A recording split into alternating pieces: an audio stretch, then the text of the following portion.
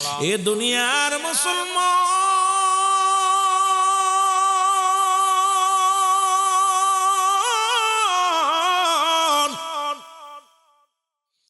আল্লাহর ওলি শিবির রহমাতুল্লাহ ডাকতে বলে, বালক ও বালক, তুমি কেন কান্দো?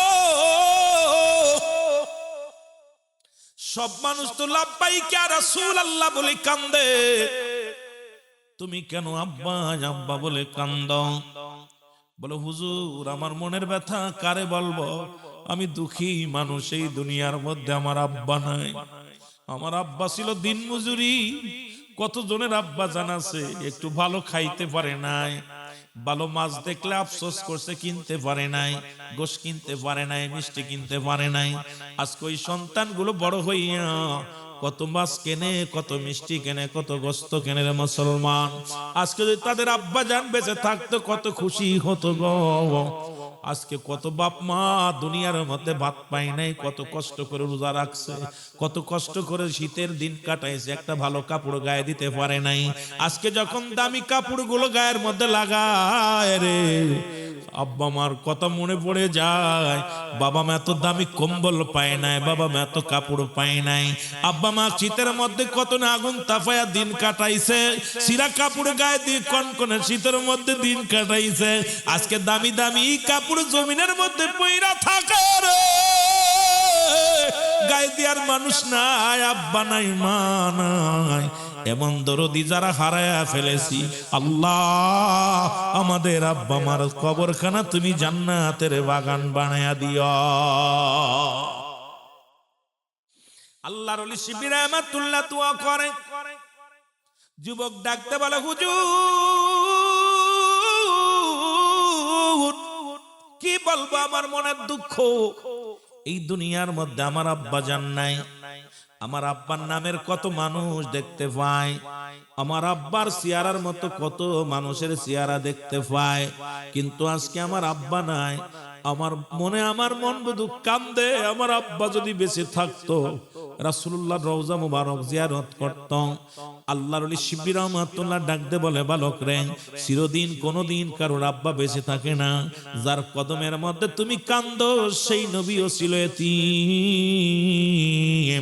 এই নবীর মা দুনিয়া থেকে বাবা বিদায় হয়ে গেছে গর্ভে থাকতে, মা বিদায় হয়ে গেছে 6 বছর বয়সের। মুসলমান শুনে নাও, এরে আল্লাহর ওলি কিসমত মাথায় হাত বলে দিয়ে ডাকতে বলে, বালক আর কান্দিস না। সান্ত্বনা দিতে লাগলো। এবার ও যুবক বন্ধুরা শোনো গো, এবার আল্লাহর মাহবুব বান্দা দোয়া করে, 2 রাকাত নামাজ পড়ে দোয়া করে, রব্বুল আলামিন জীবনে আমার জন্য কিছু চাই নাই। এমন একজন বাবা পাগল, এমন একজন মা পাগল সন্তান নবীর রওজায় কান্দে। আল্লাহ গো, মদিনাওয়ালার রওজার সঙ্গে এই বালকের বাবার যোগাযোগ করায়া দাও। এরে আশায় আছে সম্বল নাই, আশায় আছে করি কি উপায়।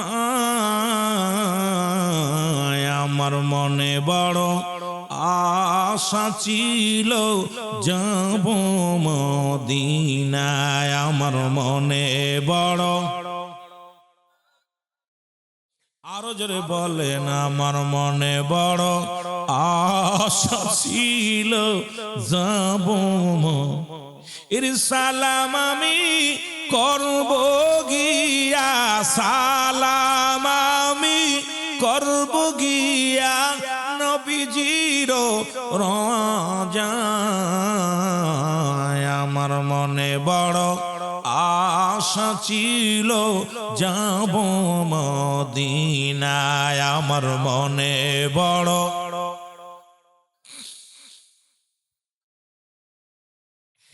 মক্কাওয়ালা মদিনাওয়ালা, মক্কাওয়ালা মদিনাওয়ালা, একবার আমায় দেখা দাও।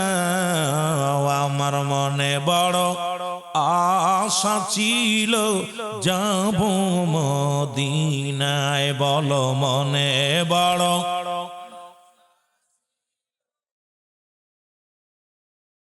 আহা, আল্লাহর মাহবুব বান্দা দোয়া করছে, আল্লাহ কবুল করছে। বালক চিৎকার মেরে কয়, হুজুর আমার মনে আর কোনো কষ্ট নাই। আজকে আমার বালকেরা, তোরা যারা আজকে নামাজ কোরআন কোরআন পড়তেছস, আব্বা মার জন্য বড় নিয়ামত। যারা এলেম শিক্ষা করছে, আব্বা মার জন্য বড় নিয়ামত। হালালখোর বান্দা, আব্বা মার জন্য নিয়ামত। নামাজি ব্যক্তি, আব্বা মার জন্য নিয়ামত। ও মুসলমান, সচ্চরিত্র মানুষ, আব্বা মার জন্য নিয়ামত। আমার বাজানেরা, বালক বলে, হুজুর আমার মনে আর কোনো কষ্ট নাই। এই মাত্র দেখলাম মদিনাওয়ালার সঙ্গে আমার আব্বার যোগাযোগ হয়ে গেছে। জোরে বলেন না সুবহান। আর একটু জোরে বলেন না সুবহান। এই জন্য মা বাবা মারা গেলে 6টা হক। কয়টা হক? জোরে বলেন কয়টা? 6টা। নাম্বার 1 তাদের জন্য মাগফিরাত কামনা করা। নাম্বার 2 তাদের জন্য সবর সানি করা।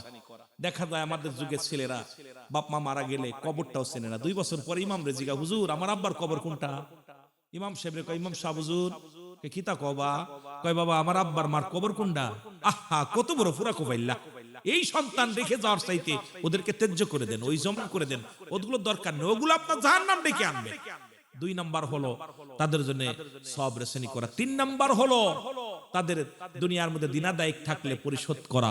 4 নাম্বার হলো মুসলমান তার আত্মীয় স্বজনের সঙ্গে ভালো ব্যবহার করা, সহযোগিতা করা, সাহায্য সহযোগিতা করা।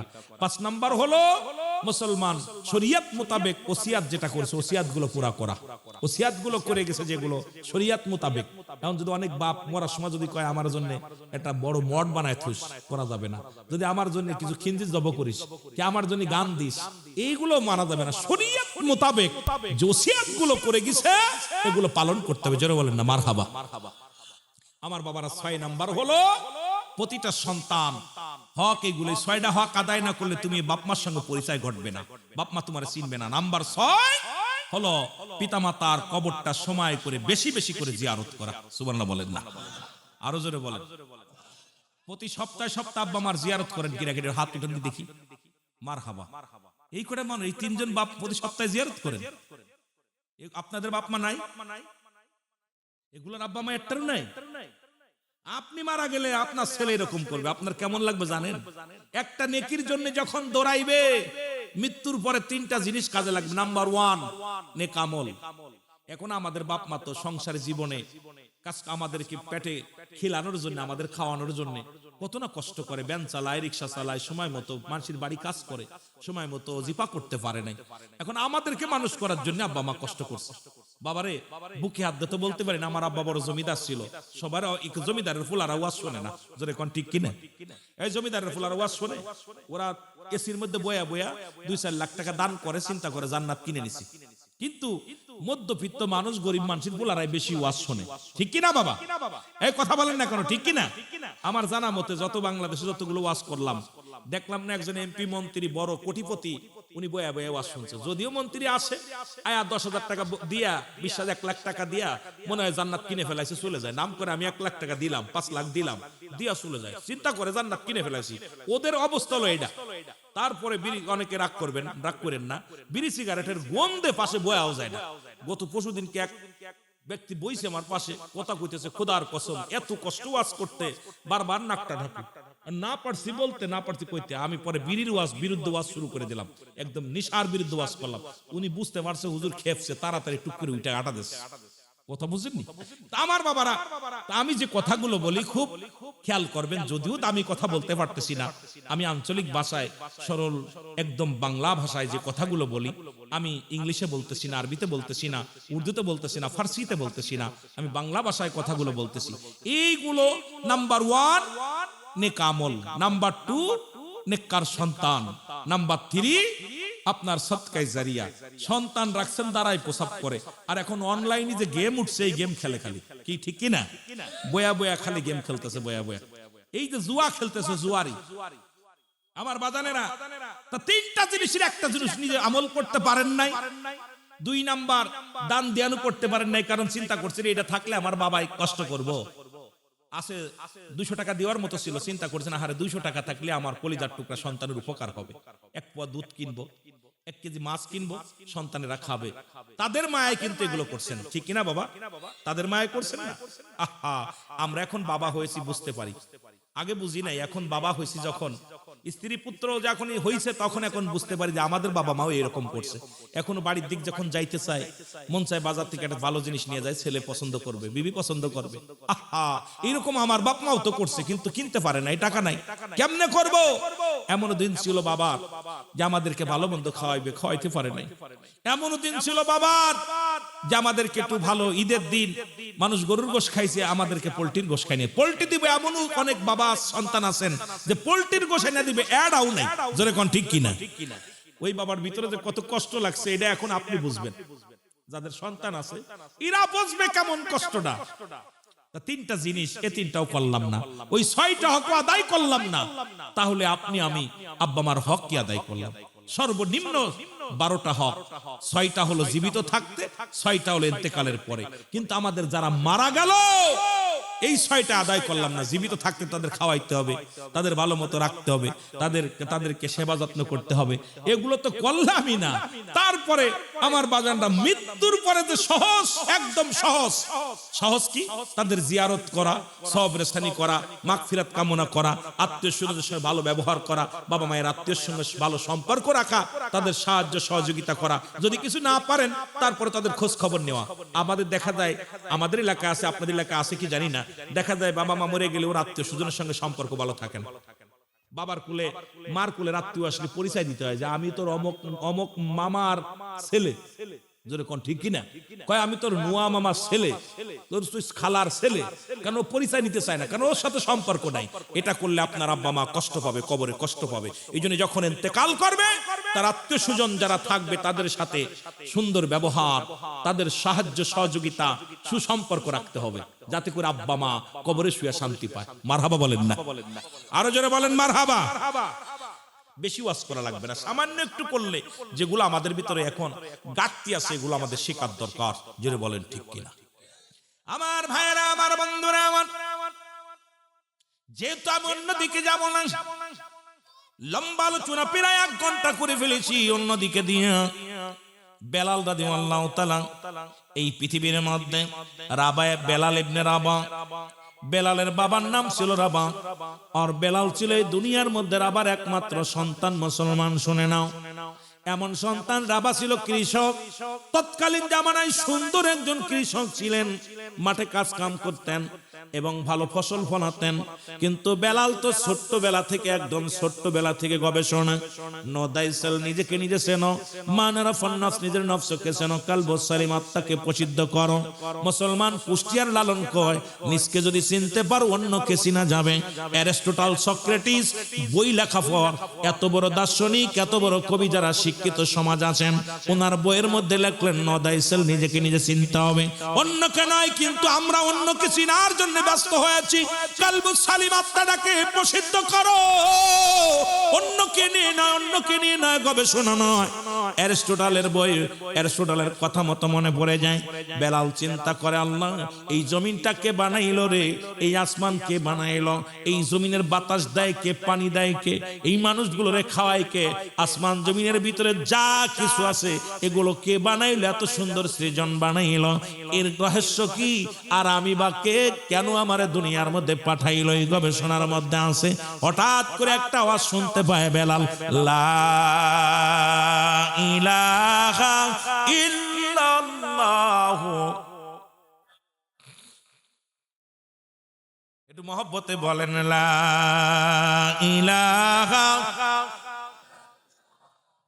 মুহাম্মাদুর রাসূল, আশহাদু আল্লা ইলাহা, বলেন না, আশহাদু আল্লা ইলাহা ইল্লাল্লাহু ওয়াহদাহু লা শারীকা লাহু, আশহাদু আন্না মুহাম্মাদান আবদুহু ওয়া রাসূলুহু। আমরা লম্বা চওড়া আলোচনা না, একদম সাধারণ পাবলিকের জন্য, বোঝানোর জন্য। খুব খেয়াল করবেন বাবা আমার, বন্ধুগণ আমার। কে যেন ডাক দিয়ে বলে, বেলাল লা ইলাহা, নাই কোন ইলাহ, ইল্লাল্লাহু, এক আল্লাহ ছাড়া, মুহাম্মাদুর রাসূলুল্লাহ সাল্লাল্লাহু আলাইহি ওয়াসাল্লাম, এটা আমার নবীর কালেমা শুধু নয়, আদম থেকে শুরু করে আদম বলেছিল লা ইলাহা ইল্লাল্লাহ, আদম শফিউল্লাহ লা ইলাহা ইল্লাল্লাহ, ইব্রাহিম খলিলুল্লাহ লা ইলাহা ইল্লাল্লাহ, ঈসা রূহুল্লাহ লা ইলাহা ইল্লাল্লাহ, মূসা কালিমুল্লাহ লা ইলাহা ইল্লাল্লাহ, মুহাম্মাদুর রাসূলুল্লাহ। পৃথিবীর মধ্যে যত নবীগণ আছে সবারই কালেমা ছিল লা ইলাহা, নাই কোন ইলাহ ইল্লাল্লাহু আল্লাহ ছাড়া। কারণ এই দুনিয়ার মধ্যে আল্লাহ হায়াতের মালিক, আল্লাহ রিজিকের মালিক, আল্লাহ ধন ভান্ডারের মালিক, আল্লাহ সব কিছুর মালিক। আপনার আমার হায়াত মৌতের মালিক কে? আর একটু জোরে বলেন কে? এ মুসলমান, গভীর মনোযোগ। সব নবীরাই বলছে আল্লাহ এক, আল্লাহ ছাড়া কোনো মাবুদ নাই। আর আল্লাহ নিজেই তো ঘোষণা করে, সূরা ইখলাস আমার সাথে পড়েন, বিসমিল্লাহির রাহমানির রাহিম, কুল হুয়াল্লাহু আহাদ, আল্লাহুস সামাদ, লাম ইয়ালিদ ওয়া লাম ইউলাদ ولم يكن له كفوا احد। জোরে জোরে সিল্লা বলা যাবে না, আল্লাহু আকবার। আল্লাহ ডাক দিয়ে বলে, হাবিব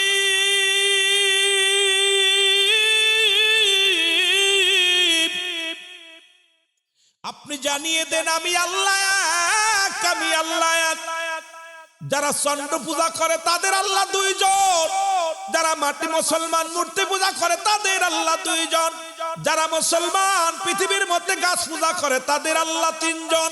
এই রকম যারা মানুষ পূজা করে তাদের আল্লাহ দুজন। চন্দ্র সূর্য যারা পূজা করে এদের ভগবান অনেক, কিন্তু ইমানদারের আল্লাহ হলো একজন। জোরে বলেন ঠিক কি না? এরে আপনার আল্লাহ, যাদের আল্লাহ দুই তিনজন আছে তারা একটু হাত উঠান। আল্লাহ কয়জন? আর একটু জোরে বলেন। এখন আমার নবীজি তিরমিজি শরীফের হাদিস খানা লিখে নাও, যদি ভুল বলি ভালো করে দেখে নাও। তিরমিজি শরীফের হাদিসের মধ্যে মুসলমান শোনো, 3952 নম্বর হাদিস খানা, 3952 নম্বর হাদিস খানা, তিরমিজি শরীফের হাদিস খানা।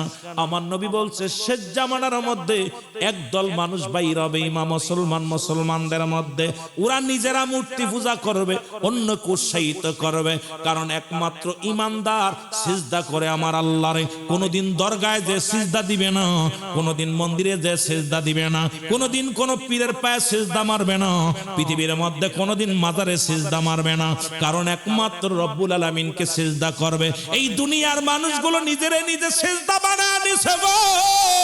আজকে জামানার মধ্যে দেখি রে, আজকে মুসলমান হইয়া আমরা কত পূজা শুরু করলাম। কেউ করি দরগা পূজা, কেউ করি মূর্তি পূজা, কেউ করি মাজার পূজা, খালি পূজার পূজা আর পূজা। জোরে বলেন ঠিক কি না? আর একটু জোরে জোরে চিল্লা বলা যাবে না ঠিক কি না? এ বন্ধু, আল্লাহ বলে বান্দারে, ও হাবিব আপনি জানিয়ে দেন আমি আল্লাহ কাউকে জন্ম দিই নাই, কারো থেকে জন্ম নিই নাই, আমি আল্লাহ এক। আল্লাহ কয়জন? এখন আল্লাহর কি কোনো ছেলে মেয়ে আছে? আপনার বাপের তো ভাই আছে, তারে চাচা কন। আল্লাহর ভাই থাকলে তারে নাই কইতেন, কিন্তু আল্লাহর তো ভাই নাই। আসেনি? এই কথা বলেন, আছে? আল্লাহর চাচা আছে, আল্লাহর বাপ আছে, আল্লাহর গোষ্ঠীর কেউ আছে।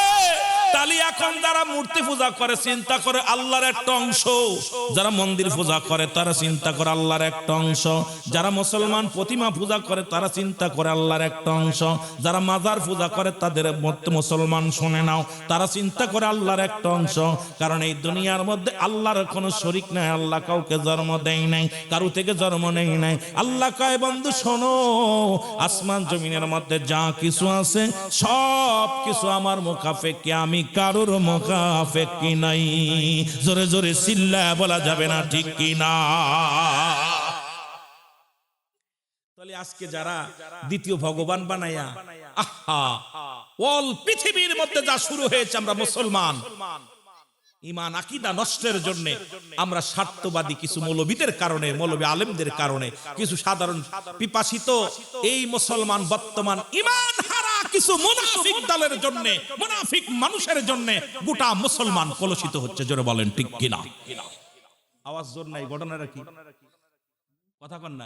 এই ভাই, আপনার বাড়িতে যে ঈদের জামাত হয়, কয়টা হিন্দু আসে? মসজিদের জুম্মার নামাজে মনে হয় প্রথম কাতারে হিন্দুরা বসে। কথা কন না কেন? আমার মাগুরাতে 70% হিন্দু। কত পার্সেন্ট? কত পার্সেন্ট? খোদার কসম 70% হিন্দু হলো মাগুরায়। এই 70%-এর ভিতরে আজ পর্যন্ত কোন হিন্দুকে আমি কোনোদিন মসজিদে দেখি নাই, আজ পর্যন্ত ঈদগার ময়দানে দেখি নাই। কিন্তু এই মাত্র 30% না 20% মুসলমান ওদের মূর্তি পূজা, ওদের দুর্গা পূজা, ওদের শরতীয়া পূজার সামনে যে বসে। কি ঠিক কিনা? আমার বাড়ি একদম দুই পাশে হিন্দু। আমার মাদ্রাসা মা আমেনা সিদ্দিকিয়া মডেল মাদ্রাসা, যদি কেউ যান, দুই পাশে হিন্দু, সামনে হিন্দু। খোদার কসম, আমার ছেলেদেরা, এই যে আমার মধ্যে আমি ছেলেদেরকে বলি, খবরদার, যে রুটি বানায় দিছে, হুজুর ওই বাড়িতে রুটি বানায় দিছে, খাওয়া যাবে নি? আমি কি করে, তোদের খাবারের অভাব? কই না, রুটি বানাচ্ছিল, তা দেখলাম দিচ্ছে। আমি কই, ওরা কি তোদের খাবার খাইছে? বলতে না, তোদের খাবার যদি না খায় তোরা হনিকে লিখে। আমার আশ্চর্য হয়ে যায়। আরে ভাই, 1 মণ দুধের ভিতরে 1 ফোঁটা সোনা গেলে কি এই কথা কয় না রে? আপনার এদের তো গাবি আছে, প্রত্যেকেরই গাবি আছে, এক অরিজিনাল দুধ পাওয়া যায়। সিরাজগঞ্জের এই যে জামালপুরের মানুষগুলো গরু ছাগল পোষে, গৃহপালিত পশু বেশি, এই জন্য কথাগুলো বলি বাবা। 1 মণ দুধের ভিতরে একটু সোনা ফলি কি হবে? কন্দি না ভালো থাকবো? ভালো থাকবো। তা আপনার ইমানের ভিতরে যখনই একটু সোয়া লাগবে, ইমান কি থাকবে না গেছে? জোরে বলেন, থাকবে না গেছে? চলে যাবে। আমি আশ্চর্য হয়ে গেছি যে আমার মুসলমান, খোদার কসম, এই যে কাতিনী পূজা বা এশিয়া মহাদেশের সবচেয়ে বড় পূজা হয় আমাদের মাগুরা জেলা, মাগুরা জেলা। তা আপনারা খোঁজ নিয়ে দেখবেন, আল্লাহর কসম করে বলতেছি, কসম দেয়া ঠিক না, তবুও কসম করে বলতেছি, এই আপনারা যাবেন কাতি পূজায়, দেখবেন আপনার 10 জন হিন্দু থাকলে 90 জনই আমাদের মুসলমান। এ বছরে দেখলাম এক হিন্দু মহিলার কাছে ই দিছে, আপনার ওই ইন্টারভিউ নিচ্ছে সাংবাদিকরা, আপা কেমন হলো পূজা? কয় ভাই ভালো হয়নি। কেন? কয় ভাই আমরা একটু সাজুগুজু করে আসবো, এবছর মৌলবীরা এসে মন্দিরে আগে বসে গেছে, আমাদের এবার সুযোগ পাইনি। কথা বুঝছেন না? এটা কষ্টের কথা না? আরে ভাই, ওদের কানে হ্যাঁ কোরআন মানবেন? হ্যাঁ, কোরআন সূরা তাওবার মধ্যে 6 নম্বর আয়াত। এ মুসলমান শোনো, আল্লাহ বলে, হাবিবে আলেমরা দেখ কোরআন খোল, আমিও প্রমাণ করে দিব, ভয় নাই। আপনারা বলবেন আছে, হ্যাঁ আছে।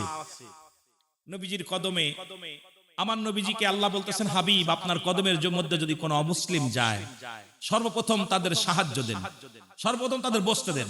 যদি আপনার কাছে নিরাপত্তা চাই, নিরাপত্তা দেন, নিরাপদ স্থানে পৌঁছায় দিলে আপনি পৌঁছায় দেন। যদি আপনার কাছে সাহায্য চাই, সাহায্য দেন। ঘোষণা কার? যারা বলেন কার? অথচ এই বছর দেখলাম হিন্দুরা বলতেছে যে আমরা তো আপনাদের মসজিদ রক্ষা করেন, আমাদের মন্দির রক্ষা করা লাগবে না, আপনাকে আপনারা দেখেন। হয়তো অনেকে রাগ করতেছেন আমার কথায়, আমি আপনাদের কাউকে ব্যক্তিগত আকর্ষণীয় কথা বলতেছি না, কষ্টের কথাগুলো বলতেছি।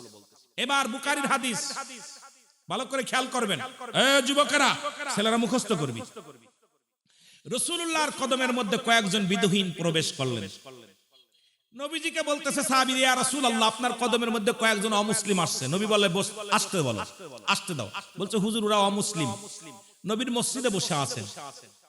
নবীজি মসজিদে বসে আছেন, বলে হুজুর ওরা অমুসলিম। নবী বলে, আসতে দাও, আসো। আসছে, ইয়া রাসূলুল্লাহ কোথায় বসতে দিব? নবীজি বলছে, উত্তম জায়গা। কোথায়? এই জোরে বলো, কোথায়? উত্তম জায়গা। সাহাবীরা বলে, হুজুর আপনার পাশের কামরায়? নবী বললেন না। নবীজি বললেন না, উত্তম জায়গা। বলে, হুজুর আপনার পার্সোনাল কামরায়? নবীজি বললেন না, উত্তম জায়গা। এবার সাহাবীরা বলে, ইয়া রাসূলুল্লাহ আল্লাহর রাসূল ভালো জানে কোথায় বসতে দিব। নবীজি বললেন, তোমরা যেহেতু আমার মেহমান, আমার কাছে আসছে, আমার পাশেই বসতে দাও। সুন্দর চাদর বিছায়া মসজিদে নববীর মধ্যে বসতে দিয়েছে হিন্দুদেরকে, অমুসলিমদেরকে। ভালো করে খেয়াল করেন। এখন নবীজি বলতেছেন, তোমরা কিছু বলতে চাও আমারে? ইয়া রাসূলুল্লাহ, ইয়া হাবিবাল্লাহ, আপনি মহামানব, আপনি নবী, তার মধ্যে কোনো সন্দেহ কি? ইমানত তো ইমানই নাই, ও কি কোরআন পড়বো আর কি হাদিস পড়বো? মিষ্টি মিষ্টি কথা কইলে আরবি পড়লেই কি মক্কা মদিনার কুত্তাও আরবি বলতে পারে? এখন ও আরবি মুখস্থ করছে, 2-3টা আয়াত মুখস্থ করছে, এটা আয়া ফটফট করে কয় করে। আর মুসলমানকে চাইতে ও জ্ঞানী বেশি, কোরআন পড়ছে হাদিস পড়ছে। আরে পুরা কবেল তো ইমান নাই ওর, আর কিসের কোরআন আর কিসের হাদিস? ও তো ল্যাংটা। মানে অজুতে একজন অজু করতেছে, কথা বুঝেন, অজু করতেছে ধুচ্ছে, আরেকজন হাফ প্যান্ট পরা, ওর লাথি মেরে দেখায় অজু কর ঠিক মতো, তোর টাকনো ভিজে গেল, তা কই তোর তো হাঁটু বেড়ে রয়েছে। কথা তার ফরজ তরফ করা কবিরা গুনাহ, তুই তো ফরজ তরফ করে ফেলেছিস, আর ওর তো সামান্য কাপড় ভিজে গেছে। কথা বুঝেননি? তোর কিসের ঈমান? ঈমান আমার বাজানেরা, এই জন্য আপনার কাছে আয়া কয়জন মুসলমান হয়েছে? পারেন না। তাহলে বোঝা গেল আপনার ইমানের ঘাটতি আছে। আপনার আকল, নবীজি বলছে তোমরা যখন অমুসলিম, তোমরা যখন রাস্তাতে প্রবেশ করবা, এমন ভাবে চলবা তোমাকে রাস্তার সাইড দিতে বাধ্য হবে। তুমি বুকটা ফুলায়া মাঝ রাস্তাতে চলবা, ও বাধ্য হয়ে রাস্তা থেকে নামবে, আর তুমি আয়া গাড়িতে নামায় মুসাফা করো, বয়া বয়া বয়া বয়া মুসাফা করো, আর কো মুসলমান। এসব পাইলা কোথা? আজকে দিল রে জমিনটাকে বানাইলো, একটা খুঁটিও নাই, এত সুন্দর আলোকে দিল রে। ওরে সকালে সূর্য ওঠে, বিকেলে ডুবে যায়, ওরে মুসলমান রাত্রে আধার হয়ে যায়, আবার জ্যোৎস্না হয়। কে দিল এইগুলো? বেলালের ভিতরে গবেষণার মধ্যে ঢুকে যায়, কে যেন আওয়াজ দেয়, বেলাল রে সব কিছু তোমার মাওলার দান। জোরে জোরে চিল্লায় বলা যাবে না আল্লাহু আকবার। এই বেলাল এত জোরে জোরে কালেমা পড়া শুরু করলো গো, অন্য রাখালেরা বকরি বিচরণ করে, দৌড়াদৌড়ি করে, কিন্তু বেলালের বকরিগুলো কোথাও যায় না। এই জমিনের মধ্যে পাথরগুলো সেটে সেটে খায়, আর পেটটি ভরে যায়। রাখালের অভিযোগ জানাইলেন, ও উমায়া খবর শুনে নাও, তোমার এই জাদুকার বেলাল রে আনছো, এমন জাদু জানে রে, ওই তোর বকরিগুলো তো চারিদিকে ঘুরে ঘুরে খায়, কোথাও দৌড়াদৌড়ি করে না। আমরা সারা মাঠ ভরে খানা খাই, কিন্তু আমাদের বকরিগুলো পেট ভরে না। তোমার বেলাল এমন একটা জাদুবিদ্যা শিখেছে, যে জাদুতে তোমার জীবনটা শেষ হয়ে যাবে। উমায়া কয় ডাক দে নিয়ে আসে বেলালকে। বেলালকে ডাক দেনা হলো, ডাক দে বলে, বেলাল রে, ও বেলাল তুমি বলো তোমার মালিককে? বলে কেন? আমার মালিক তো আমার আল্লাহ। উমায়া কয় তুমি তোমার আল্লাহরে দেখছো নি? কয় না দেখি নাই। তাকে পাওয়ার একমাত্র ঠিকানা হলো নবী মুহাম্মদুর রাসূলুল্লাহ সাল্লাল্লাহু আলাইহি ওয়াসাল্লাম। উমায়া ডাক দে কয় বেলাল রে তোমারে খাওয়াই কে? বলে খাওয়াই আমার আল্লাহ। উমায়া কয় রাগান্বিত হয়ে কয় বেলাল রে খানা খাওয়াই আমি, টাকা দিয়ে আমি তোমারে রাখছি। ও বেলাল তোমাকে আমি কিনে আনছি, তোমার মালিক আমি, আর তোমার মালিক আল্লাহ বললাম। তাকে কি কোনোদিন দেখছো? বলে না। বেলারে ও বেলাল তোমাকে বাঁচাই কে? বলে আমার আল্লাহ। ওরে উমায়া এত রাগান্বিত হইয়া রে বেলাল কর্নিক দিল, বেলালকে সতর্ক দিয়া বলো, ও বেলাল শোনো, তোমার আমি বলতেছি রে বেলাল, আর একবার যদি তুমি ওই কালেমা পড়ো, তোমাকে কিন্তু আমি জিন্দা রাখবো না।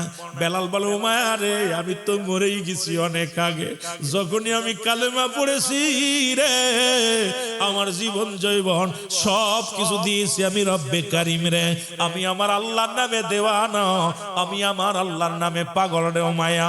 এই পৃথিবীর দন্দৌলাত, পৃথিবীর খাবার, পৃথিবীর সম্পদ, পৃথিবীর কোনো কিছুর মুখাপেক্ষে আমি নয়, আমি মুখাপেক্ষে একমাত্র আমার আল্লাহ। জোরে জোরে চিল্লা বলা যাবে না মারহাবা। দেখছেন নি বালক বলতেছে কি? এরে উমায়া কি করলে? বেলালকে বলে, বেলাল রে যদি আমার নিষেধ না শোনো, তোমার উপরে ভয়াবহ নির্যাতন নেমে আসবে। বেলালকে সতর্কবাণী দিয়ে পাঠিয়ে দিলেন। বেলাল আরো জোরে জোরে জিকির করে, ইল্লাল্লাহ ও ইল্লাল্লাহ লা ইলাহা, আরো জোরে বলো লা ইলাহা। বেলালের কালেমা হুই না, পশু পাখি সব বেলালের মুখালে দৌড়ে। চিন্তা করো, রাখাল গরু ছাগল সব খানা ছাইরা দিয়া বেলালের জিকির শুনে বয়া বয়া। বেলাল বয়া বয়া জিকির করে, আর পশু পাখিগুলো যা আছে সবগুলো কান খাড়া করে শোনে। আল্লাহর নাম পাগল, আহা সবাই গরু ছাগলগুলো সব কাবু হয়ে যেতে লাগলো। বেলালের জিকির শোনার জন্য আশপাশে যত বকরি সবাই চিন্তা করে বেলাল কি জাদুকার রে। উমাইয়া সর্বনাশ, কি হয়েছে? তোমার এই রাখালের কারণে আমাদের পশু পাখিগুলো সব কাবু হয়ে যাচ্ছে। ও কি যেন এক মন্তর পরে ওইটা হুনার জন্য সব কান কারা করে থাকে। সুবহানাল্লাহ কইতেন নিলে আরো জোরে কইতেন, নালে বাড়ি যে কইবেন আগামী কাল, বাড়ি যে কইবেন সব হইব বেশি। আমার বাজানরা উমায়ের ডাক দিছে, উমায়া জি হুজুর তুমি কি কালেমা সারবা? কয় না হুজুর। তাহলে তোমার খাবার বন্ধ। কি বন্ধ? খাবার বন্ধ। বেলাকে খাবার বন্ধ করে দিলেন। হুজুর খাবার আমার আল্লাহর মুকাফেকি, খানা খাওয়াইলে দিবেন, দিবেন না দিবেন আল্লাহ খাওয়াইবো। সুবহানাল্লাহ বলেন না? ঈমান কত মজবুত দেখছেন। এই ঘুষ করে না, সুদ করে না, শোন সুদ ঘুষ খাস কিসের জন্য খাস? সবকিছু তো আল্লাহ চূন্য বিচ্ছিন্ন করে দিবে। কুল্লু মান আলাইহা ফান, সব শেষ করে দিবে কে? আরো জোরে বলেন কে?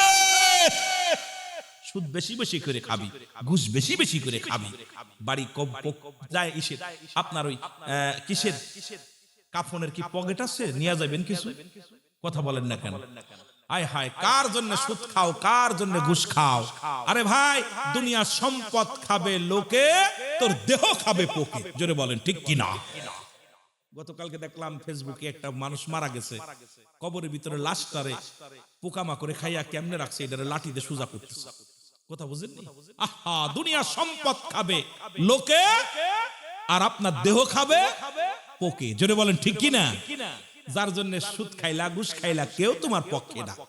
একটা পাপের ভাগ নিবে না, একটা পাপের ভাগ নিবে না। আপনি আপনার ছেলেরে কইবেন আজকে তো আমি জিনা করছি, ভাগটা তুই নে। কয় বাবা এইটা হইতো না। বউরে কবেন যে আজকে তো ঘুষ খাইলাম, এই গুনাহটা তুমি নিও। কয় ওইটা পারতাম না। মেয়েরে কইবেন এটা নিও, কই না পারতাম না। সব নিব, পাপের ভাগটা কেউ নিত না। আরে পাপের ভাগ যদি না নাই তাহলে আমি আজ থেকে আর পাপ করব না। জোরে বলেন ঠিক কিনা? যদি ওরা নেয় তাহলে করতাম। কথা কইতেন নি? এই কথা কইতেন নি? ওরা যদি পাপের ভাগটা নিত তাহলে আমরা পাপ করতাম। যেহেতু আমার মালামালের ভাগ নিব, সম্পদের ভাগ নিব, পাপের ভাগ নিব না। পাপের ভাগটা নিবা না তাহলে আমি তোমার জন্য অন্যায় করব না। রাজি আছেন নি? রাজি আছেন? বন্ধুগণ আমার, বেলালের খানা বন্ধ হয়ে গেল। বেলাল আরো জোরে জোরে উচ্চ কণ্ঠে আওয়াজ দিয়ে কালেমা পড়ে, মহব্বতে কালেমা পড়ে বেলাল রাদিয়াল্লাহু তাআলা। উমাইয়া আরো ক্ষিপ্ত হয়ে গেলেন, উমাইয়াকে আঘাত করা শুরু করে দিল। উমাইয়া তোমার মারে রে। রাখাল গেরে ডাক দে, বলে তোরা বেলালকে প্রহার কর। বেলালকে মারতে মারতে যতক্ষণ পর্যন্ত জবান থেকে কালেমা দু বাবা মুসলমান কালেমা বন্ধ না হবে রে, বেলালের গায়ে আঘাত বন্ধ হবে না। বেলালকে মার শুরু করলেন। বেলাল শুধু জবানের মধ্যে আর কোন আওয়াজ নাই, শুধু ইল্লাল্লাহ ও ইল্লাল্লাহ লা ইলাহা। বন্ধ করার জন্য অনেক চেষ্টা করল রে,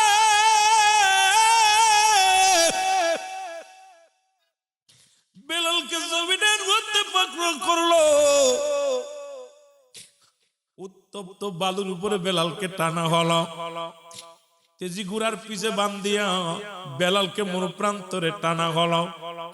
বেলাল মরেও না, কিন্তু জবান থেকে কালেমা বাইর হয় না। বেলাল আওয়াজ দিয়ে চিল্লায় আমার সঙ্গে পড়েন, কালেমার মালাটা পড়ছি আমি, যত পারো যন্ত্রণা দাও গো তুমি, বলো যত পারো। আরো জোরে বলেন, কালেমার মালাটা পড়ছি আমি, যত পারো যন্ত্রণা দাও গো তুমি, বলো যত পারো। মানি না মানি না হার যে মানি না, মানি না মানি না হার যে মানি না, হায়াত মউতের মালিক তুমি, কালেমার মালাটা মুখস্থ করো বাবারা। কালেমার মালাটা পড়ছি আমি, যত পারো যন্ত্রণা দাও গো তুমি, বলো যত পারো। এ রহিম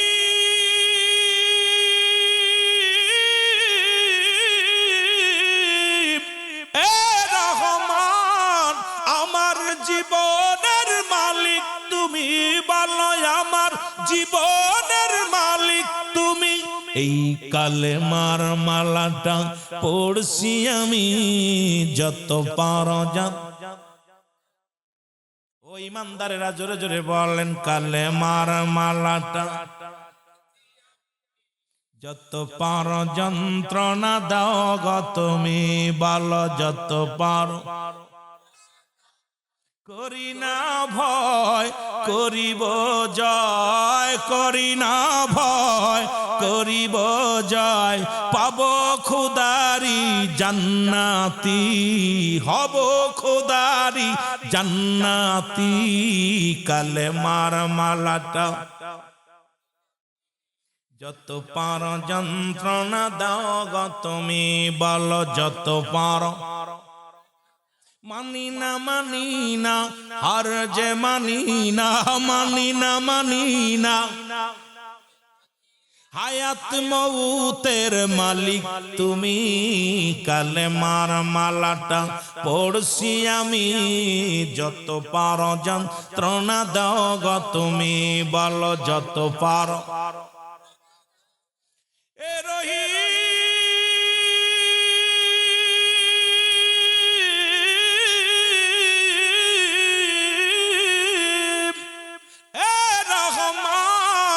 বিচার দিনের মালিক তুমি, ওগো জান্নাতেরই ওগো মালিক তুমি। কালেমার মালাটা পড়ছি আমি যত পারো। আরো জোরে বলেন, যত পারো যন্ত্রণা দাও গো তুমি, বলো যত পারো। মানি না মানি না হার যে মানি না, মানি না মানি না। হায়াত মউতের মালিক তুমি, কালেমার মালাটা পড়ছি আমি যত পারো যন্ত্রণা দাও গো তুমি, বলো যত পারো। রব্বুল আলামিন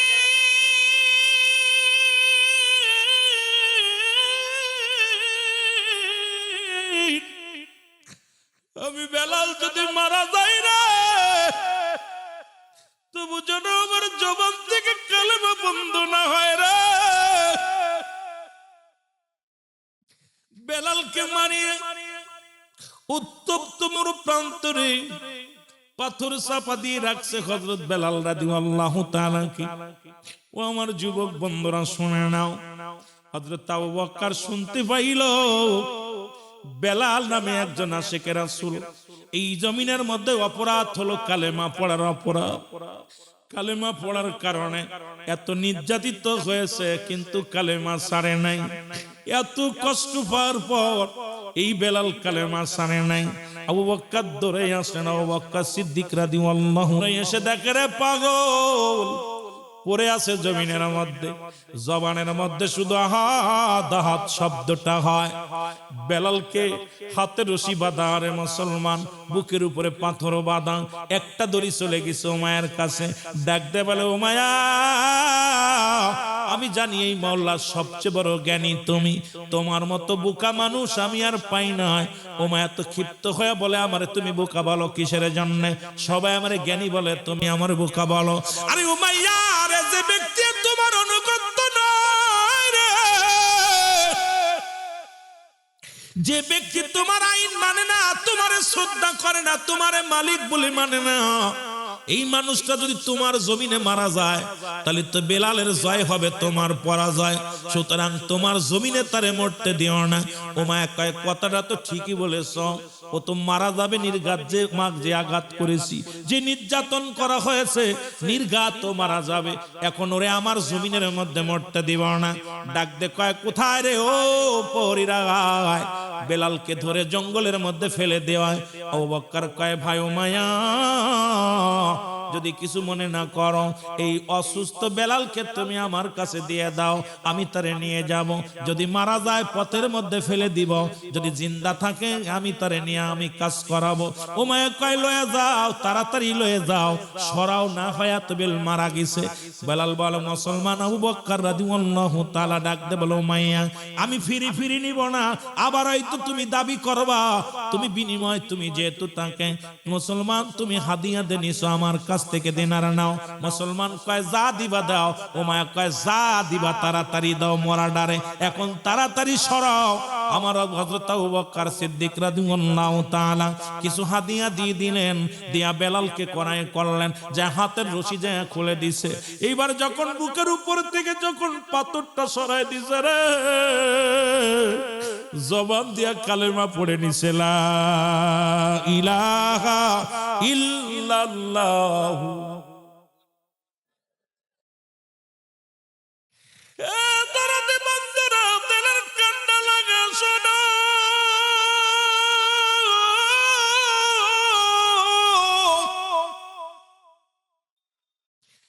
বেলালকে উঠায়া বুকের সাথে টান দিয়ে রে হযরত আবু বকর রওনা হয়ে গেল নবীর দেশে। রাসূলুল্লাহর কদমে নিয়ে বিলালকে পৌঁছায় দিল। নবীজিকে ডাক দিয়ে বলে ইয়া রাসূলুল্লাহ ইয়া হাবিবাল্লাহ, এমন একজন পাগলকে আপনার কদমের মধ্যে আনছি। নবী গো, আমার নবীজি উঠে আসলেন, এসে দেখে বেলালের দেহখানা দেখিয়া এরকম তাজা মানুষ একটা মানুষের সঙ্গে এরকম নির্মম ভাবে মুসলমান কষ্ট দিতে পারে। সমস্ত দেহের চামড়াগুলো ছুলে গেছে, কত কষ্ট, জিহ্বাটা পর্যন্ত বেলালের ফোঁটা করে দিছে। বেলালকে আঘাতের পর আঘাত করেছে। বেলাল আমার নবীজি বুকের সঙ্গে টান দিয়ে কয় বেলাল রে আয় আয়, আমি নবীর কদমে তোরে জায়গা করে দিলাম। বেলাল নবীজি আমার নবীজি বেলালকে কালেমা পড়ায়া দিল। কালেমা পড়ার সঙ্গে সঙ্গে বেলাল পুরো সুস্থ, আস্তে আস্তে বেলাল সুস্থ হয়ে গেল। বেলাল পড়ে লা ইলাহা ইল্লাল্লাহু সাল্লাল্লাহু আলাইহি ওয়াসাল্লাম। এ দুনিয়ার মুসলমান, দিনে দিনে বেলাল সুস্থ হয়ে গেল।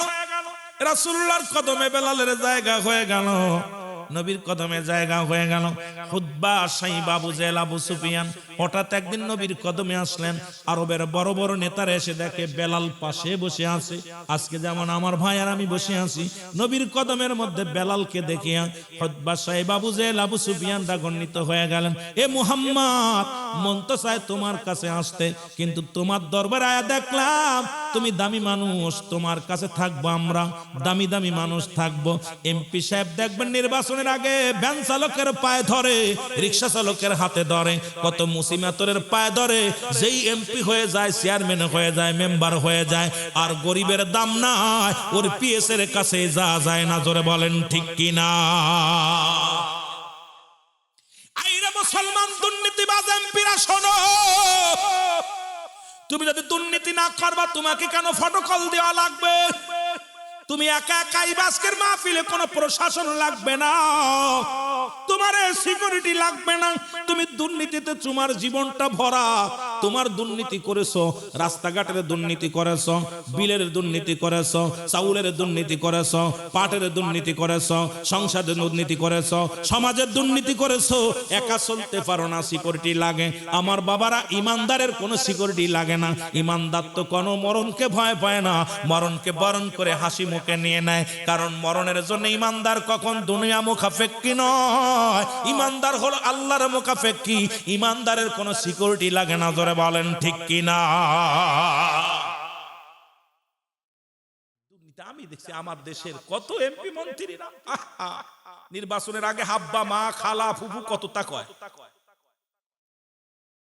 দেখছি কত হিন্দু টুপি মাথায় দিয়ে মসজিদে ঢুইয়া দোয়া চাচ্ছে। কয়েকদিন আগে দেখলাম কিছু হিন্দুরা মসজিদের যায় আর নামাজ পড়ছে। আসলে তো যারা সেরে হিন্দু, কিন্তু ভোট দরকার মানুষকে ছলনা দিতে গেলে। আর ইমানের চাইতে দাম পৃথিবীতে আর কিছু নাই। জোরে বলেন ঠিক কিনা? ও যুবক, দিলের কান্ডা লাগা শোনো গো। নবীজি বলেন ও আবু জেহেল, উতবা, সাইবা, আবু জেহেল, আবু সুফিয়ান, তোমরা যদি কালেমা পড়ে নাও কতই না মঙ্গল হয়। বলে আল্লাহর নবী, আপনি নবী বলে দাবি করেন, কিন্তু আপনার পাশে তো কোনো দামি মানুষ নাই। ওই হাফসি গোলাম বেলালের মতো মানুষ যদি আপনার পাশে থাকে, আর এই মজলিসে যদি আমি বসি, তাহলে আমাদের ইজ্জত চলে যাবে। সুতরাং যে মজলিসে বেলাল আছে, এই মজলিসে আমাদের বসা যাবে না। আমার দেশে এত বড় এমনও মানুষ আছে ড্রাইভারের পাশে বসে খাওয়ায় না, আবার এমনও মানুষ আছে বাড়ির চাকর বাকরে পরিচয় দেয় না। বাবার চেহারা যদি একটু খারাপ হয়, বাবারে চাকর বানায় অফিসে, জোরে বলেন ঠিক কি না? বাপেরও চাকর বানায় ফেলে। বাপে এসে খাবার নিয়ে ছেলের জন্য, বলছে এটা কেডা? কয় ওটা আমাকে চাকর। কারণ বাপার ইজ্জত কর্মচারী পরিচয় দিতে চায় না। ভাই যদি একটু দামে উঠে যায়, ওর পরিচয় দেয় না। ও চিন্তা করে ওটা কি করবো, আমাদের বাড়ির প্রতিবেশী, ওই তো পাশে বাড়ি। ঠিক কিনা? ঠিক কিনা? এরে আল্লাহর নবীজি ডাক দিয়ে বলে, বেলাল,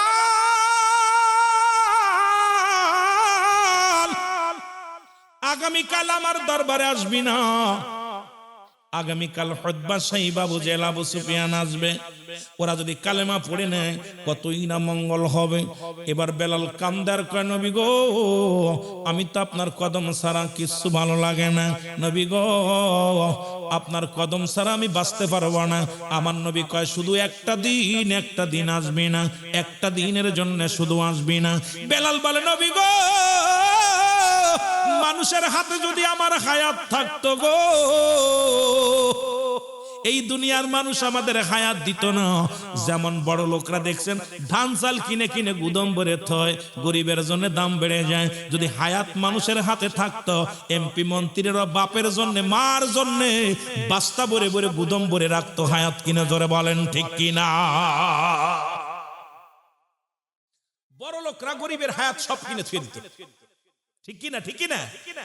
বেলাল বলে, রব্বুল আলামিন, হায়াত যদি মানুষের হাতে থাকতো, দুনিয়ার মানুষ আমার হায়াত দিত না। ঈমান যদি মানুষের হাতে থাকতো, আমার মতো হাফসি গোলাম দেখেও ঈমান দিত না। রব্বুল আলামিন, তুমি আমারে নিয়ে যাও। আমি গরিব হওয়ার কারণে রাসূলুল্লাহর কদমে আমার জায়গা হলো না, গরিব হওয়ার কারণে আমার নবীর কাছে আমার জায়গা হলো না। আমি আর বাঁচতে চাই না, আমাকে নিয়ে যাও গো আমার আল্লাহ। বেলাল কাঁদতে কাঁদতে বাইর হয়ে গেলেন। জিবরিল আমিন এসে বলে, ইয়া রাসূলুল্লাহ, ইয়া হাবিবাল্লাহ, আপনার বেলালকে ডাক দেন তাড়াতাড়ি। আমার আল্লাহ পাক ঘোষণা করেছে, আমার আল্লাহর উতবা, সাইবা, আবু জেহেল, আবু লাহাব, আবু সুফিয়ানের লাগবে না, কারণ বেলালের চোখের পানি আল্লাহর কাছে অনেক দামি। মারহাবা কইতেন নি রে? ঈমানদারের চোখের পানি, ঈমানদারের আমল বেঈমানদের কাছে কিছু না। এই সমস্ত বেঈমান, মুনাফিক, কাফেরদের আমার আল্লাহর কাছে সবচেয়ে গরিব হোক, নিগ্রো হাফসি গোলাম হোক, পাঁচ ওয়াক্ত সালাত আদায় করে, হালাল খাদ্য খায়, আল্লাহ বলে ডাক দেয়, ওর যত দাম আছে আল্লাহর কাছে কোটিপতির সে দাম নাই। জোরে বলেন ঠিক কিনা? আল্লাহর কাছে কোটিপতির দাম বেশি না ঈমান আল্লাহর দাম বেশি? এই জোরে বলেন না, কার দাম বেশি? ঈমান আল্লাহর দাম বেশি। আল্লাহ বলে, জিবরিল তাড়াতাড়ি যা, আমার হাবিবরে বল আমার বেলালকে যেন ডাক দেয়। বেলাল তো কাঁদতেছে, চোখের পানি পড়ছে, আমি সহ্য করতে পারতেছি না, তাড়াতাড়ি যা। জিবরিল কয়, হুজুর আপনার বেলালরে ডাক দেন, কারণ আমার আল্লাহ ঘোষণা দিছে ওই সমস্ত নেতাদের দরকার নেই, ওদের মতো নেতার দরকার না, আল্লাহর দরকার বেলালের, কারণ যারা আমার আল্লাহর পাগল। সুবহানাল্লাহ বলেন না? বন্ধুগণ আমার নবী ডাক দিয়ে বলে, বেলাল। বেলাল ছোট মানুষের মতো ফুফায় ফুফায় কান্দা শুরু করছে। নবীজি যে ডাক দিছি, দেখেন ছেলেদেরকে গালি রাগ করার পর বাবা যদি ডাক দেয়, আপনি ছেলেরা রাগ করছেন, এবার ডাক দিবেন, রহিম ও আব্দুর রহমান শুনে যাও, দেখবেন ছেলে কান্না আর জোরে জোরে কানবে। আব্বা এই মাত্র রাগ করলো, আবার ডাকতেছে, ওর কিন্তু অভিমান বেড়ে যায়। ঠিক কিনা? বেলালের অভিমান বেড়ে গেছে, বেলাল কানতে চাও মাফ করে। বেলাল আর কান্দিস না, হুজুর আমি আপনার কদম ছাড়া বাঁচতে পারি না, দুনিয়ার মধ্যে উমায় আমাকে যত যন্ত্রণা দিছে কষ্ট পাই নাই, কিন্তু আপনার কদম থেকে সরতে বলছেন, বেশি কষ্ট পাইছি। আমি তো আল্লাহ রাসূলের গোলাম, আমি আল্লাহর গোলাম, আপনার প্রেমিক, আমাকে আপনি দূরে ফেলে দিয়েছেন, আমি সহ্য করতে পারি। আমার রাসূল ডাক দিয়ে বলে, বেলাল রে আয় আয়, আমি নবী তোরে কথা দিলাম রে, যতদিন তোর মন চায়, যতদিন তোর মন চায়, যতদিন আল্লাহ তোরে বাঁচায় রাখে রে বেলাল, আমি নবীর কদমে তোরে জায়গা করে দিলাম, আমার এই জায়গা থেকে তোরে আর সরতে হবে না। বেলাল চোখের পানি মুছে ফেল, কষ্ট পাস কেন? আমি নবী কথা দিলাম, আজ থেকে তোর আর কোনোদিন আমার কদম থেকে সরা লাগবে না। বেলাল রাদিয়াল্লাহু তাআলা এইভাবে থাকলেন। ও যুবক, কিছুদিন পরে বেলাল, আমার বাবারা, স্বপ্নের মধ্যে রাসূলের আজানগুলো, ইসলামের যে আজানগুলো, এই বাক্যগুলো রাসূলের কাছে যে বিলামিনে নে বলে, বেলালও জানতে পায়। বেলালকে স্বপ্নের মধ্যে দেখায়া দেয়। বেলাল সকালবেলা ঘুম থেকে উঠে বলে, ইয়া রাসূলুল্লাহ, ইয়া হাবিবাল্লাহ, আজকে আমি রাত্রে একটা স্বপ্ন দেখেছি। নবী কয় কি? আল্লাহু আকবার, আল্লাহু আকবার। সুবহানাল্লাহ। নবী বেলাল কই থেকে পাইলা? হুজুর, কে আমাকে শিখাইছে জানি না, এই বাণীটা আমার পাগল বানাই ফেলেছে। আল্লাহু আকবার, আল্লাহ মহান, আল্লাহ বড়। বেলাল নবীজি কয় চেপে যাও। আবার আশহাদু আল্লা ইলাহা ইল্লাল্লাহ,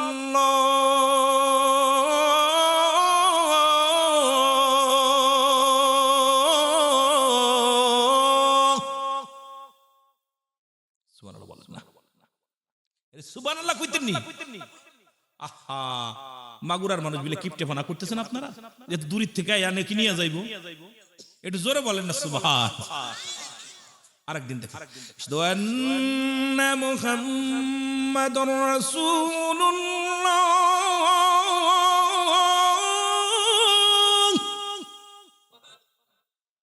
আরেকদিন দেখেন, হাইয়া আলাস সালাহ,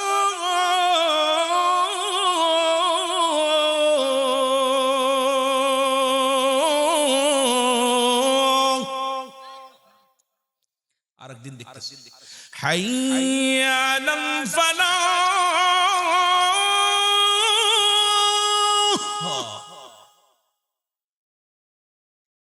আল্লাহু আকবার,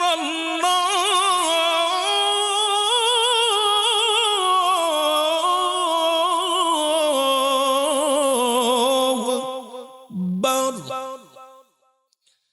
লা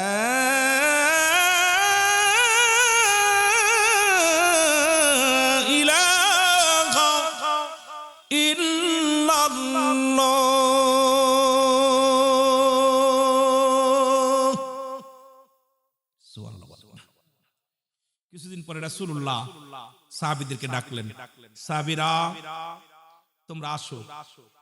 সব সাহাবীরা আইছে, রাসূলের চারিপাশে বসে পড়লেন। আমার নবীকে আমার বেলাল যেন কি বলতে চায়, তোমরা সবাই শোনো। সব এর ভিতরে কিছু হিংসুটে মানুষও আছে, আছে না বাবা? হুজুর বেলাল রে বেশি রায় দিছেন আপনার কাছে, থায়া থায়া বেলাল কি কইব, বেলাল কি কইব? কয় আমার বেলাল যেন তোমাদের কি বলতে চায় বলো না। বেলাল কা হুজুর কব? সুবহানাল্লাহ বলেন না? নবী কয়, বেলাল তুমি সবার সামনে আযানটা সুন্দর করে শোনায় দিবা, কারণ প্রথম মুয়াজ্জিন তো আমার বেলাল। নবীজি বলতেছে আমার বেলাল স্বপ্নের মাধ্যমে দেখেছেন, আমি ট্রেনিং দিছি আমার বেলাল রে। সুবহানাল্লাহ কইতেন নি? হ্যাঁ জোরে বলেন। নবীজি বলে আমার বেলাল কি যেন বলতে চায়। বেলাল, জি হুজুর বলো। হুজুর বলবো? সাহাবীরা কয়, হুজুর ও কি বলবো, অশিক্ষিত মানুষ। বেলালের জিহ্বা, এই ঠোঁটটা এত মোটা ছিল, দাঁতগুলো বড় বড়, হাফসি গোলাম না আছে চেহারা, একদম অবস্থা খারাপ। আর ঈমান আনার কারণে কত দাম। সুবহানাল্লাহ কইতেন নি? আরো জোরে কইতেন নি? বেলালের তো বড় দাম বাড়ছে। সাহাবীরা কয়, হুজুর ও কি কইবো, ও কি আমরা আপনার কাছের, একদম কাছের মানুষ, শিক্ষিত মানুষ, হাফেজ, কারি, মুন্সি, মৌলভী, আমরা কইতাম, ও কি তা কইতো? আমার বেলাল, নবী কয় বলো বেলাল। বেলাল কয় হুজুর বলবো? কয় বলো। আল্লাহু আকবার, আল্লাহু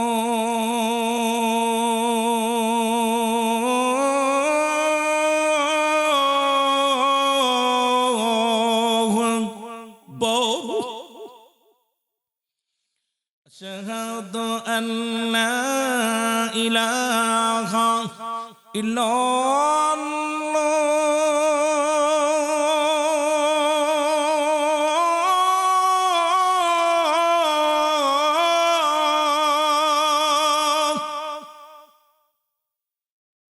আশহাদু আন্না মুহাম্মাদুর রাসূলুল্লাহ।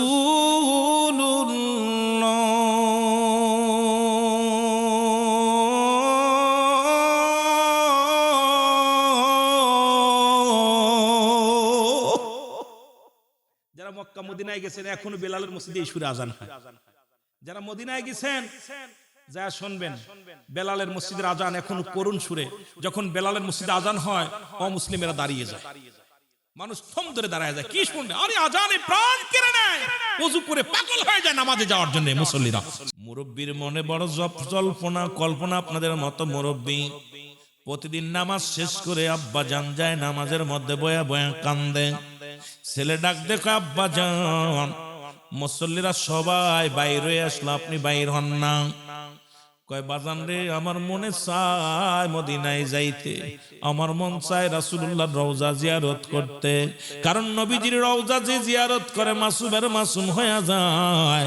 আজকে সহসভাপতি মুসলমান, সভাপতি দুজনই হাজী মানুষ, মক্কা মদিনা জিয়ারত করে আসছে। মুসলমান শুনে নাও, এর মদিনার মাটি গায়ে লাগলে গুনাহ ঝরে যায়, বাংলাদেশের মাটি গায়ে লাগলে চুলকানি রোগ হয়, মদিনার পাথরে চুমা দিলে গুনাহ ঝরে যায়, বাংলাদেশের পাথরের মধ্যে চুমা দিলে প্রস্রাবের গন্ধ পাওয়া যায়। পাথরে পাথরে বেশ কম আছে, মাটিতে মাটিতে বেশ কম আছে। ওরে মুসলমান গভীর মনোযোগ। ওই যুবক কান্দে আর বলে, আব্বা জান আপনি বাইরে আসেন।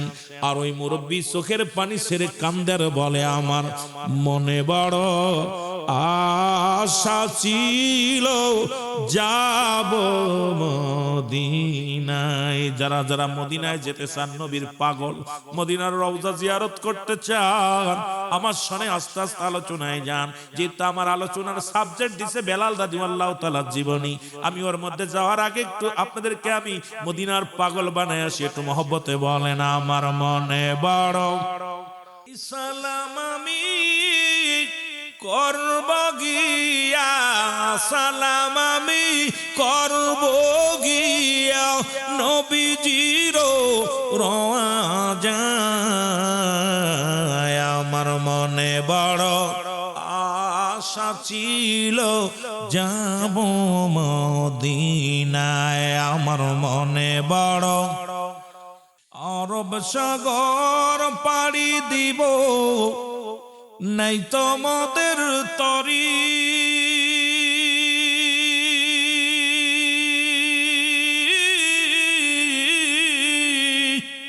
পাখা নয়তো উড়ে যাব ডানাতে ভর করি। ওরে আশায় আছে সম্বল নাই, আশায় আছে। মন চায় না মদিনায় যেতে? মন চায় না কার কার? একটু হাত তুলবেন দেখি দি কার নবীর রওজা দেখতে মন চায়? সবারই চায়, মন চাইতে। জোরে বলেন ঠিক কি? আহা, নবীর রওজা হজ করতে কার না মন চায়? যে গরিব তারও মন চায় যদি মদিনা যেতে পারতাম। জোরে বলেন ঠিক কি না? এরি আশায় আছে সম্বল নাই, আশায় আছে করি কি উপায়। আমার মনে বড়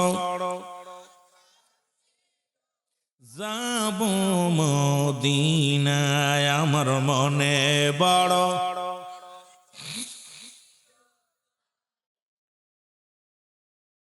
এর ছেলে ডাক দে বলে, আব্বু।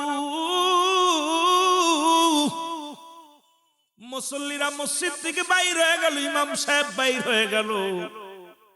তুমি কেন বসে বসে কান্দো রে আমার আব্বু?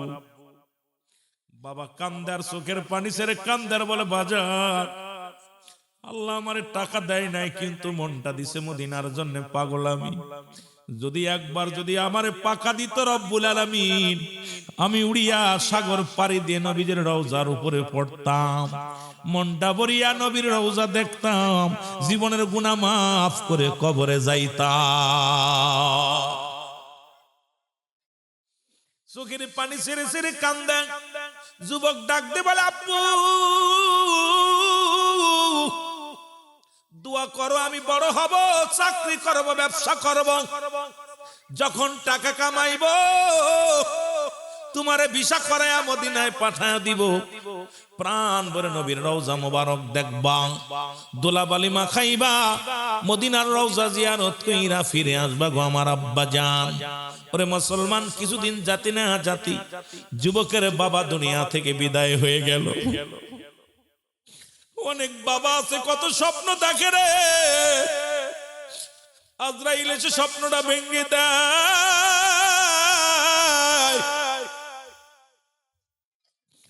বাবা যখন মারা গেল, ছেলে চোখের পানি ছেড়ে ছেড়ে কান্দার রব্বিল আলামিন, আমার আব্বার মনে বড় স্বপ্ন ছিল মদিনায় যাবে, আমার আব্বা জানকে তুমি দুনিয়া থেকে নিয়ে আসলা গো আমার আল্লাহ। ছেলে বড় হলো, ব্যবসা বাণিজ্য করিয়া টাকা রোজগার করলো, এবার আস্তে আস্তে করে মদিনায় চলে গেল। মদিনায় যা রাসূলুল্লাহর রওজা মুবারক তওয়াফ করে ঘুরলি দেয়, হাজিরা লাব্বাইক ইয়া রাসূলুল্লাহ, লাব্বাইক ইয়া হাবিবাল্লাহ, লাব্বাইক ইয়া রাসূলুল্লাহ, আল্লাহুম্মা জিন্নি মিনান নার। এরে মুসলমান শোনো, রাসূলুল্লাহর রওজা জিয়ারত করে তওয়াফ করতেছে রে মুসলমান, কিন্তু ওই যুবকটা চোখের পানি ছেড়ে কান্দে, আব্বু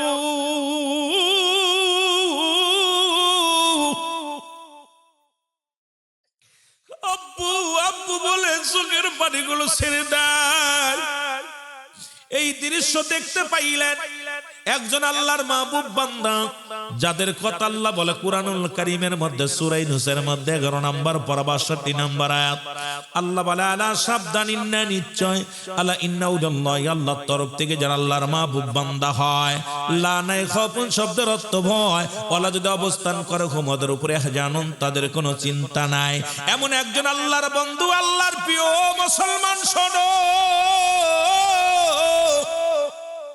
আল্লাহর মাহবুব বান্দা শিবির রহমাতুল্লাহ তাকায় দেখে বালকটা নবীর রওজা শুধু তওয়াফ করে আর চোখের পানি ছেড়ে ছেড়ে কান্দে, আল্লাহ আজকে যদি আমার আব্বা জান বেঁচে থাকতো, আজকে যদি আমার আব্বা জান দুনিয়ার মধ্যে জিন্দা থাকতো, রাসূলুল্লাহর রওজা জিয়ারত করতো, আজকে আমার আব্বা দুনিয়ার মধ্যে নাই। আব্বার রঙের কত মানুষ দেখতে পায়, আব্বার রঙের সাথে আব্বার নামের সাথে কত নাম দেখতে পায়, এই দুনিয়ার মধ্যে আমার আব্বা জান নাই। আজকে যারা বাবারে হারাইলা, মারে হারাইলা রে,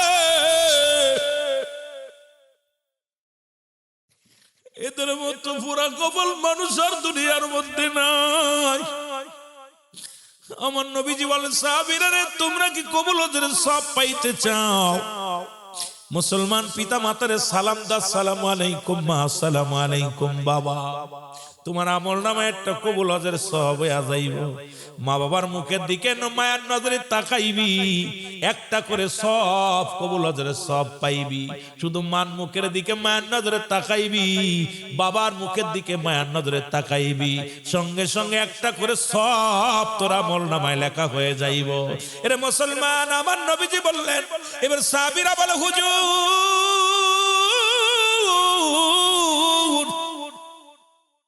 আমরা যদি এই কাজটা একাধিকবার করি, নবী কয় যতবার যতবার তুই করবি ততবার তুই এই পরিমাণ সওয়াব পাবি। আজকে আমাদের যাদের মা নাই, যাদের বাবা নাই, আমার নবীও কান্দে, সাহাবীরাও কান্দে, রব্বুল আলামিন ডাক দে কয়, যাও জিবরিল আমার হাবিবরে জানায়া দাও, যাদের আব্বা নাই মা নাই, তারা যেন এমনি দোয়া করে, রব্বির গামহুমা কামা রব্বায়ানি সগীরা। আমার সাথে জোরে জোরে পড়েন, রব্বির রহমহুমা কামা রব্বায়ানি সগীরা। লা ইলাহা। ভাই আর আর একটু সাউন্ড বাড়ায় রেখেন লা ইলাহা মহব্বত লা ইলাহা লা ইলাহা ইল্লাল্লাহু মুহাম্মাদুর রাসূলুল্লাহ